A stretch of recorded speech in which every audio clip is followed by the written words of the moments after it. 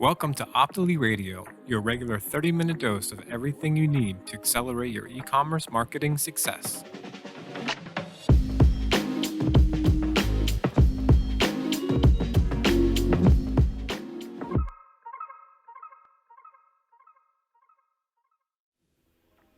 Hey there, and welcome to another episode of Optily Radio. My name is Nina White, and I'll be your host for the next half an hour. I cannot believe we are already on our 5th episode of this show. It's been absolutely amazing get to talk to all these experts in PPC and search about the ever-changing world of e-commerce. I hope you've been learning as much as I have from our past episodes, and I'd love to hear your thoughts. So do make sure that you're following Optily on social media with the handle @OptilyGlobal, so you can let us know what you think about the show in the comments. I'm really excited about today's episode because we're stepping away from the world of ads a bit and into the world of e-commerce websites. It's been really interesting to see over the past decade or so how selling online has become so democratized. It's gotten to the point where pretty much anyone can set up an e-commerce store. No dev team or advanced coding knowledge required. Just some patience and the ability to follow a few tutorials. While Amazon and Etsy are great for online comparison shopping, Shopify is definitely the platform that's truly revolutionized standalone online store setup. And today, we get to talk to a Shopify expert and pick her brain on what the best tactics and tools are to set up your shop for success.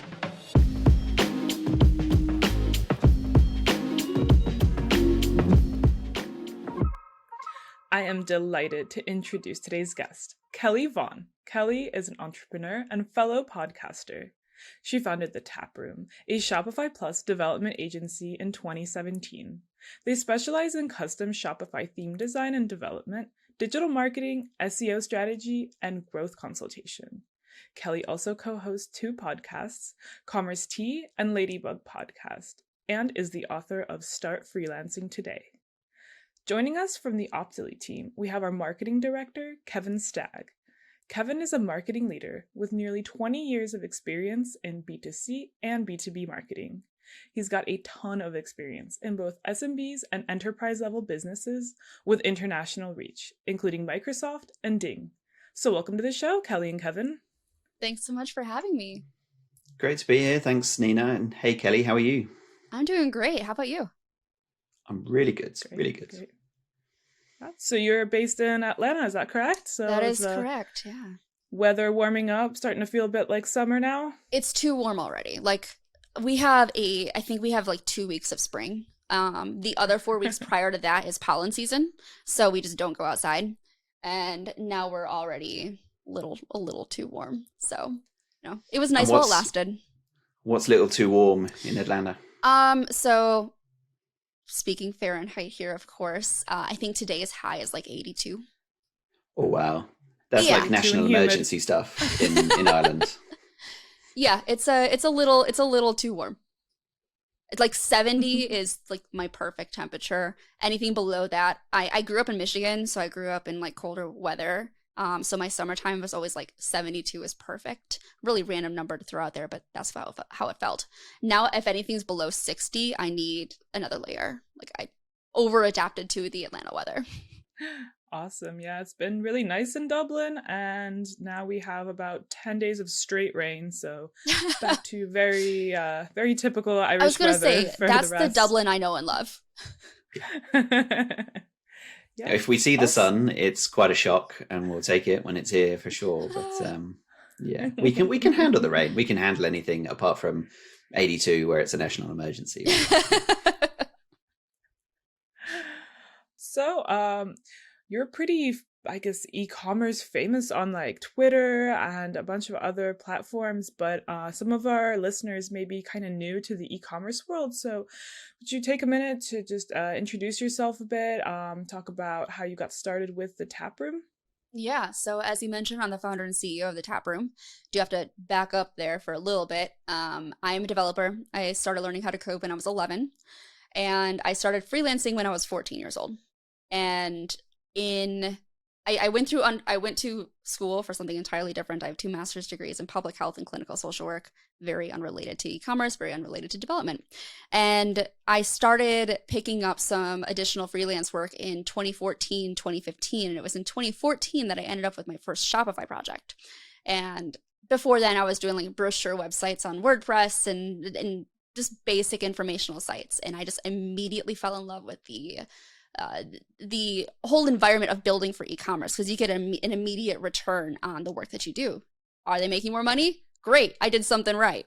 And so I became a Shopify partner in 2014. I went full-time freelancing in 2015. And then I basically grew my small team of me to the tap room. I rebranded to the tap room in 2017, and now I have a team of 20.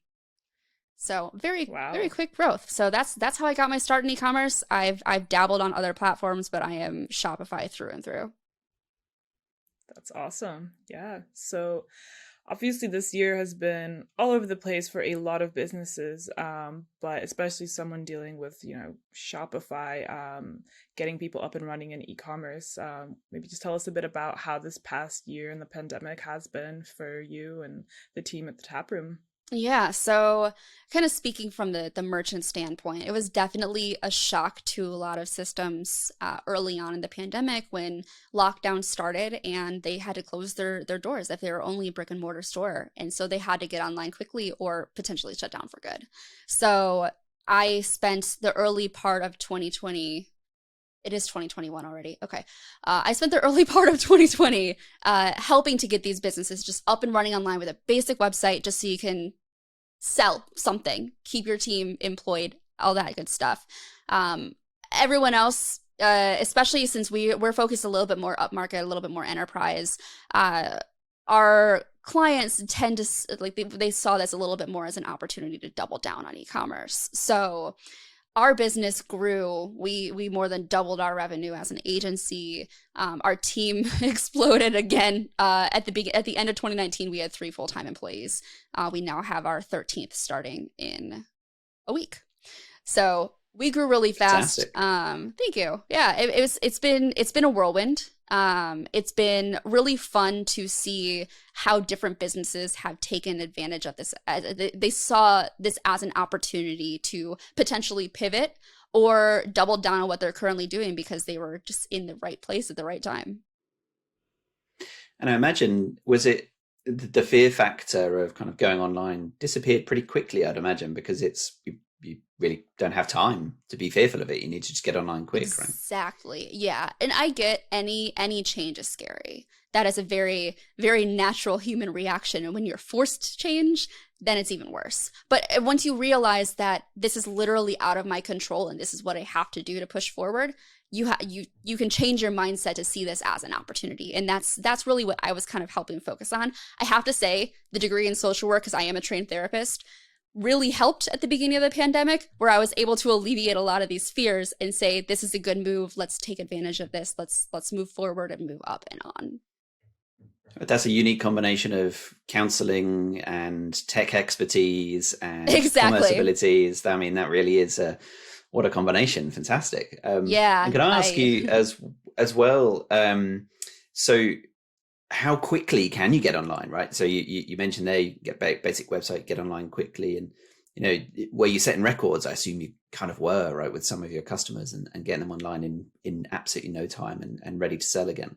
Exactly. I mean, if you have your product information, that's really the key. If you have your assets, you know what you're going to be selling, how much you're going to be selling them for, have the descriptions. I've seen merchants get up and running in a couple hours. Like, it is literally no time at all. And that's why I love Shopify, because it's so approachable. There's very minimal barrier to entry. If you have your information, you load it in, you set your domain, you set your billing up, and you're good to go. Wow, that's incredible. Super impressive. That's not something I advertise to my clients, that I can get you up and running in 2 hours. Of course, for sure. So before we get into sort of the nitty-gritty Shopify stuff, I just wanted to get your take on some things you may have noticed from talking to people on your Commerce Tea podcast over the past year.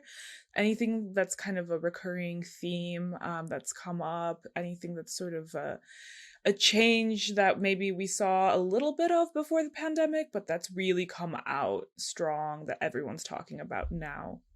I think with a lot of what happened last year, authenticity and transparency have become really, really important to brands. And there's always been like the sustainable brands, and we talk about it a little bit, like where how our supply chain is set up and where we're sourcing our products.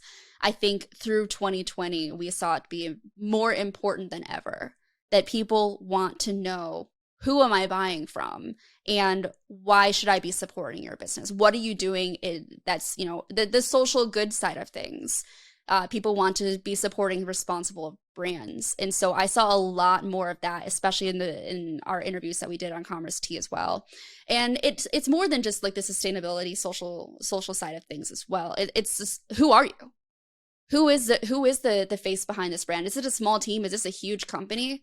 And I always stress to my clients and just people I speak with who are smaller businesses, that is a strength, especially right now. People really want to buy small. They want to support small. And I see so many merchants try to appear bigger than they really are, in the sense that it's going to make them more legitimate. Own the fact that you are a one-person team, a two-person team. That is something that you could absolutely celebrate on your website. Yeah, that's great. Yeah, I definitely agree with that. Like humanizing your brand, just highlighting your employees, just doing little bios here and there. It's just like, oh, okay, this is the guy who's packing my stuff in a box. Like, cool. Now Exactly. I can visualize that process. Exactly. Awesome. So yeah, let's hop into some like Shopify stuff. So someone's, getting started. What is some like advice for someone who is just about to get up and running with their store? Some things to make sure they have in place, and maybe some common rookie mistakes that they should avoid. One of the things I really stress a lot is focus on your content. You can feel like, I'll be entirely honest. I think we all know this. Writing product descriptions sucks. It is boring. And it is just not fun at all, especially when you're selling the same product in like multiple varieties. And you're like, how many times can I write about this shirt? There are only so many creative ways I can do this. Investing in your content is something that is really, really important early on. In that brand identity, the brand that you're establishing, how you communicate your products, it flows through your entire website. From your homepage, your About Us page, your email marketing, like everything needs to, your social media, everything needs to have that same kind of brand voice. And starting with your content on your website is really, really important. Having really strong product photography. You don't necessarily, especially when you're starting out, you have a small budget, you don't have to hire a professional photographer. You could take these pictures yourself. All I'm looking for is, are they well lit? Can I see the product? And are all the images the same aspect ratio? If you make all those images like all square or all the same rectangular shape, it really does add this fluidity to the page as you're scrolling through the different photos, your different like a collection of products. It adds a level of legitimacy that, you really put some care into this. Mm-hmm. Yeah, I saw an ad the other day for like this little box. It's maybe like 2 by 2 feet, and you just pop in like whatever small products there are, take a picture on your phone. Exactly. And like, our phones are okay, they're not DSLR cameras, but like they're pretty good. They don't have to be. And honestly, like the megapixels you get from DSLRs, you're never displaying a photo of that size on your website. You never are. And so I am a big fan of iPhone product photography. Because, also videos. Shooting a video on your phone as well. Really, really great content, both for your website and for marketing. And then with the written content, you talk about obviously the brand voice and trying to get that across in the product description, and then right the way through everything, every kind of touch point with your customer. How do you maintain that? How do you set the parameters and remind yourself of it? Because I think anyone that's a bit of a creative can easily spin off in a number of different directions. I know I certainly do. So I'd love to hear your kind of tips for being consistent, if you like. Yeah, so I recommend starting with a brand guide. Start with a completely different document off of your website, and this includes your basics. What's your logo look like? What are the colors? What are the fonts you're using? who are your ideal customers? Who is your target customer? Create personas of a few different types of customers and how they would shop on your website. And then you can start to write some examples of content of how they're going to respond to that. Would they like this type of language that we're using on our website? And you can always refer back to this brand guide throughout any kind of content you're writing, especially when you start to hire people to do this content for you. You're like, here's my guideline of how I communicate. We use, short, quick sentences. We keep it at a, 5th or 6th grade reading level. Those types of things. We like to be a little bit, sarcastic in our brands. Like Chubby's is a really great example of this. Their whole brand identity is centered around, we're having fun. We're not taking this seriously. If you're selling, it really doesn't matter what you're selling. It's whatever you establish that brand voice to be, as long as your target audience is going to respond positively to it, that's what you need to have in your brand guide. Perfect. Great. Yep. Go ahead, Kevin. Yeah, I was just going to ask as well, within the Shopify environment, so it's super intuitive, right? So it's one of those pieces of technology that really enable somebody to be creative, but then set the parameters and set the tone early, right? So exactly. Are there any specifics about the platform that you think, oh yeah, this is the reason that this platform is so strong for displaying a great product and a great brand and a great kind of personality and brand voice? Yeah. So I mean, let's start with themes. I hear a lot of brands, they're like, well, I don't want my site just to look like another template. I need something custom.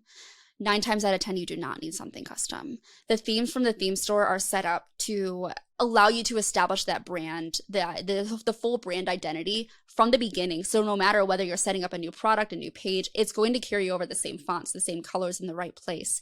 And you don't have to worry about what it's going to look like from one page to the next. So I recommend picking a theme that's going to, suit your product offering, whether you have a large inventory or like a single product store, there are themes for whatever you need.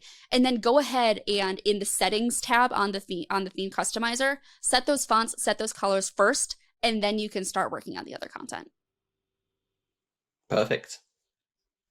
Awesome. So sort of going off of that, a lot of people want to, once they're already set up, they want to do something that'll make them stand out so they don't look like another template. So what is something that Shopify enables users to do that'll help them, stand out from the competition and give them an edge? I'm going to go back to product photography and videos. I see photography makes or breaks a website, especially once you get into the lifestyle photography. Those types of, there are themes that have slightly different visuals from one theme to the next, again, depending on just what you need. But what really makes a brand stand out, two different brands using the same theme, is their photography. What are they using to actually display those products, display other people using their products? Video is something I don't see enough brands taking advantage of. You have to remember that your customers are all responding and consuming content differently. Some are very text-based, give me a book and I will read all of it. Some are like, I just want the bullet points, like give me the quick information, that's all I need to know. Some are very reliant on other people's opinions. Make sure you have reviews on there. And then lastly, of course, video. Make sure you're recording short videos, like 2-3 minutes. They don't have to be super long, super in depth, but it gives you a different way to consume that content to learn about your product. And it really does help you stand out from your competition because most people just aren't taking advantage of products. I really like to stress also, kind of going back to the photography kind of side of things, is user-generated content.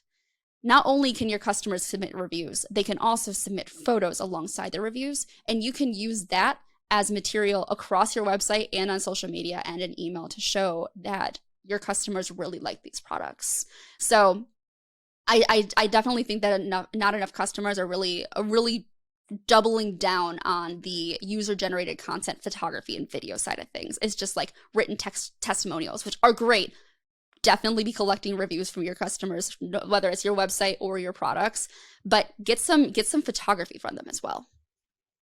Yeah, that's definitely a great point. Like, I know some companies just say, hashtag and we'll repost your video on our Instagram, and it's just like, oh, you're kind of like famous if this big brand is like Exactly. reposting your story or something. So like you're definitely inspired as a consumer to like create that content yourself, and it's kind of exciting seeing your face out there. Yeah, everyone loves being highlighted. Everyone, like, at the end of the day, people just want to be recognized for their work.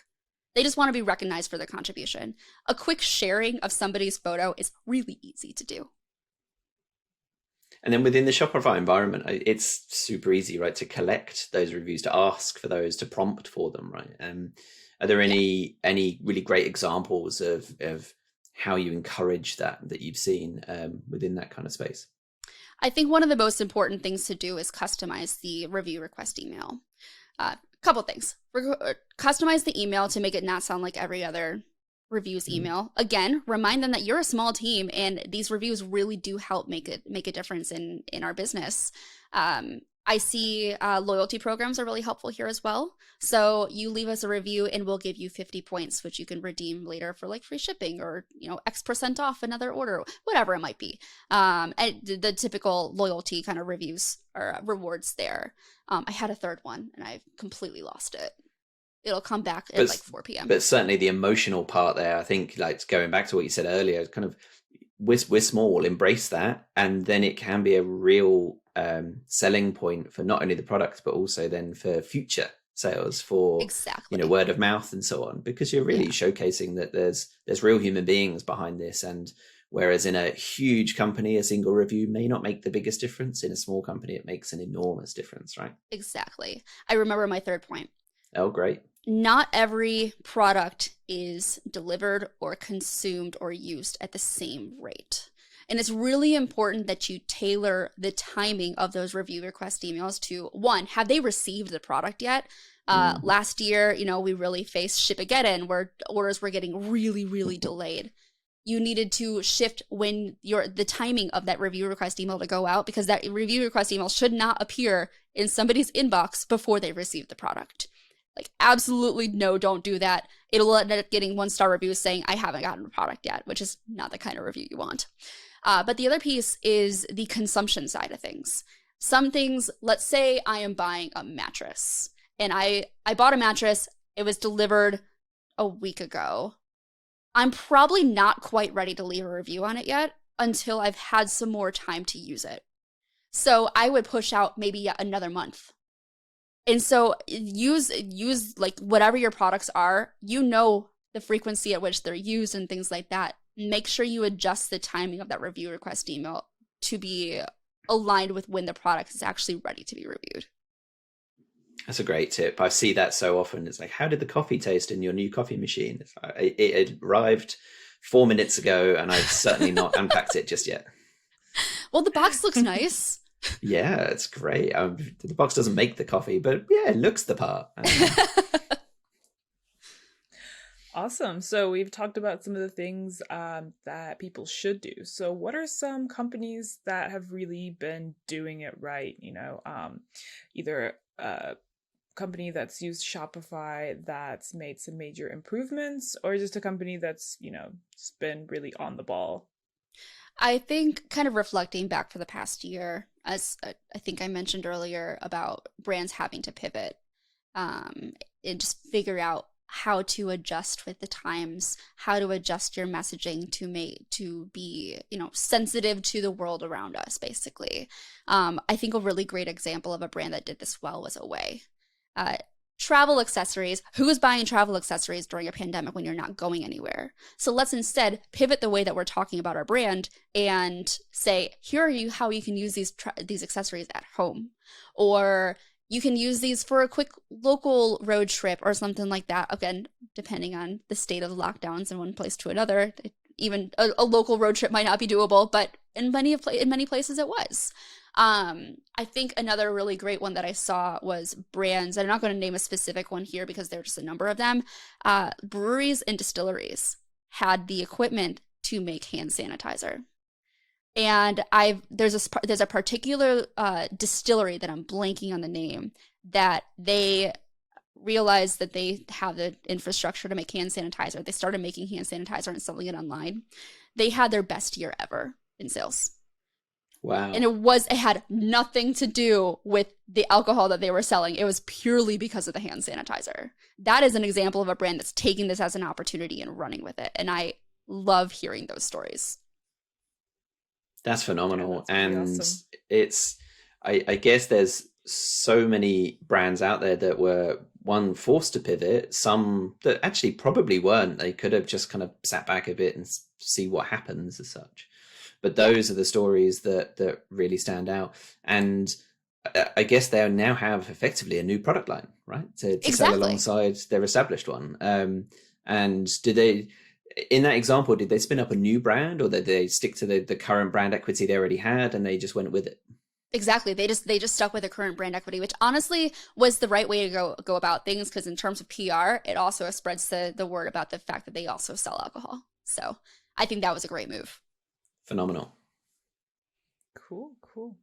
So what are your thoughts on social media platforms that are now integrating e-commerce into this? So Instagram is the obvious example, and it looks like TikTok is also starting to roll this out in China already with their TikTok stores, and they've already partnered with Shopify. So where do you see that going? I think social commerce, we're just getting started. I think there's so much opportunity here, especially on TikTok, because TikTok is such a unique platform, because it's been a long time since we had a social platform still in its infancy start to pick up speed. Anybody can go viral on TikTok, because you end up on that For You page. That's all you need. And I've seen people go from, I was talking to somebody the other day who signed up for an account, it's a brand, signed up for an account on TikTok reluctantly in, I think, like February of this year. They now have like 2.6 million followers. Wow. Anybody can take advantage of this. And so it is another, consider it, it's omni-channel. It's another channel where you can sell your products. And it's a very unique way of being able to sell your products, because you're able to focus solely on video again. People can consume that video content.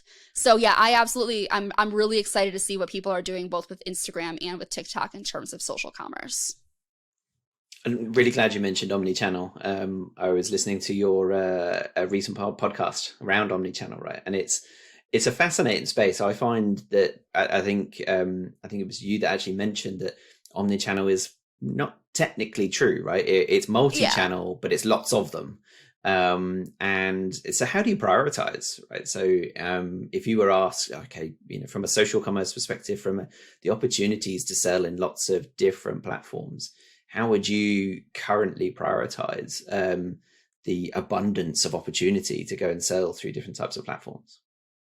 I would do one platform at a time, first off. Get your feet wet with another platform, and then move on to the next once you have a solid base there. Be where your customers are. If your customers are, if you have a Gen Z audience, for example, you should absolutely be on TikTok, because your audience is already there ready to buy your products. If you're a little bit more marketplace focused, you have a lot of different competition, you might consider selling on something like Walmart and Amazon, because they obviously will handle the marketplace aspect of it, but you're able to reach different customers who would never be familiar with your brand otherwise. So I think it's just a really matter of who are your customers, where are they currently buying their products, and what is really going to, if you double down on your investment on one of these, are you going to get that return on your investment? And I think it's really important to note that this is all trial and error. You can always pull out of a channel if it's not working for you. You're never set on one specific channel, except for your online store. Maybe don't pull out of that. It's great advice. And TikTok, to me, of course, given, the beard gives it away, the age, I'm completely lost on that one. But I guess the kind of top of mind question for me is, when you do go to some of the other channels, so if you go to an Amazon, if you go to a Walmart, how you're really extracting the value, given that some margin obviously goes to those channels, right? So that's one of the things to battle with. So how do you, again, balance that? How would you advise your customers balance that? The opportunity for the brand building and the new audience, and then ideally, obviously, getting them direct to your store in future. It's definitely important to remember when you're selling through a marketplace, you have no ownership of that customer. They have no brand loyalty to you. They just happen to be in the right place at the right time. They found your products and they're going to buy it. Even like when you export the data from Amazon, for example, you have no customer information from them. So just keep that in mind. It is another channel that you have access to reach new customers, but you're not going to get that same buy-in, that same brand loyalty through Amazon as you will through your own online store. So it is another opportunity to reach more customers, but it's kind of like communicating with your customers on a different level, a different, complete different kind of marketing strategy. It's very similar to Black Friday, Cyber Monday, which is potentially kind of a strange analogy here, but think about the customers who are shopping around BFCM, shopping for the holiday season. You have a mix of your customers. You're going to have your brand loyalists who are absolutely ready to buy your product. They're going to buy it anyway, and the fact that it's going on sale is just even better. But you have this new subset of customers who are just looking for a good deal. They don't know who you are. Perhaps maybe they don't even care who you are. It's just a good deal, and somebody asked for this, and so they're going to buy it. You have an opportunity to convert these fair weather customers basically into loyal customers by marketing to them in a different way. It's very much the same in that scenario as it is through something like Amazon or Walmart. So it's kind of grab the transaction sometimes first, and then other times it's look for the brand loyalty to then have the multiple transactions thereafter. Yeah, it's exactly it's a balancing act, right, between all of those channels, and that's where omnichannel becomes that you're spinning plates, and it's the right plates to keep spinning at the time. It's a busy space as well. There's so many channels out there now, and more coming, as Nina was saying. And we're only exposed to so many current channels, but different merchants in different countries have complete different avenues for different channels as well. So as you go international, if that is something that you're interested in doing, you're suddenly reaching a whole new option for marketing to those customers as well. Definitely, yeah. Lots of things out there to learn about. Unfortunately, it looks like we are around our 30-minute mark here, so we will have to wrap up. But one question we like ending all of our shows with is a big takeaway. So what is one thing that our listeners can come away from this episode with and implement today that will help accelerate their online business? I have not actually mentioned this in this entire episode, which is shocking for me. Your FAQs page could use some love. 1, if you don't have an FAQs page, your homework is to create one. 2, review the questions that you currently have on there and compare them to what your customers are asking via email or support, social media, wherever it might be. Add those additional questions on there. And 3rd, how do I begin? Let's just go with one more. Add one final question on your FAQs page saying, what if my question was not answered here? And direct them to your support, whether it's through chat, through your email, phone, whatever it might be. Never let that be a dead end for your customer support. Awesome. That's a really great one. It's great advice. Super. Yeah. Well, thank you so much, Kelly, Kevin. It's been an absolute pleasure having you on the show. Thanks so much for having me. This is great. Thanks, Nina. Thanks, Kelly.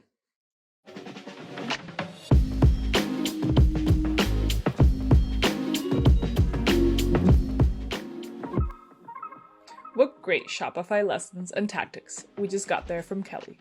If you want to connect with her, the best way to do that is to follow her on Twitter with the handle @KVLLY. And if you need any help with customizing your Shopify store, definitely reach out to Kelly and the team at The Taproom at thetaproom.com. And thank you so much for joining us again on Optily Radio, the podcast that's here to help accelerate your e-commerce marketing success. If you like today's episodes, please do make sure to subscribe to the show on Spotify, iTunes, and Google Podcasts. And also check out the videocast on Optily's YouTube channel. Join us again in a couple weeks when we'll have Aquila DeFazio in to talk about Facebook and Instagram ads for e-commerce. Aquila is the founder of her own social media marketing agency, Advertise, which won Best Small Agency in the US Social Media Awards last year, so you'll definitely want to tune in for this one. Stay safe, and catch you back here next time on Optily Radio.